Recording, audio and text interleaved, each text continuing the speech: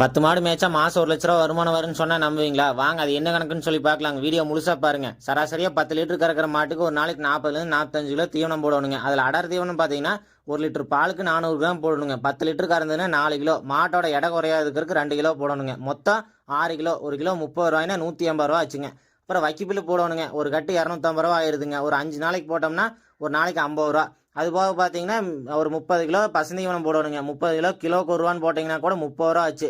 இதெல்லாம் கூட்டிங்கன்னா 260 ரூபா ஆச்சுங்க. நாம பால் வந்து 300 ரூபாய்க்கு ஊற்றுறோம். இது போக ஆரம்பத்தில் மாடு வாங்கணும்னா 40,000 50,000 ரூபா செலவு பண்ணணுங்க. இது போக நோயெல்லாம் அதிகமாக வருங்க. கோமார் நோயெல்லாம் வந்துட்டு மாட்டை காப்பாற்றுறதே பெரிய விஷயம். இதே மடி நோய் ஆரம்பத்திலேயே வந்துருச்சுன்னா அந்த ஈத்து பூரா பால் கம்மியாக தான் கிடைக்கும். இதெல்லாம் கூட்டி கடைசியில் அந்த 300 ரூபாயில எவ்வளோ மிச்சம் இருக்குன்னு சொல்லிட்டு போயிருங்க. இதோட கணக்கு முடியலைங்க. இது போக மாடு மேய்க்கிறதுக்கு சாணி வலிக்கணுங்க, பால் கறக்கணும், பால் கொண்டு ஊற்றணுங்க, தண்ணி காட்டணும். இதெல்லாம் இப்போ கழிச்சது போக அவங்களுக்கு கூலின்னு என்ன மிச்சமாகுன்னு சொல்லி கமெண்ட் பாக்ஸில் கமெண்ட் பண்ணிடுங்க. நீங்கள் 1 லிட்டர் பால் என்ன விலைக்கு வாங்குறீங்கன்னு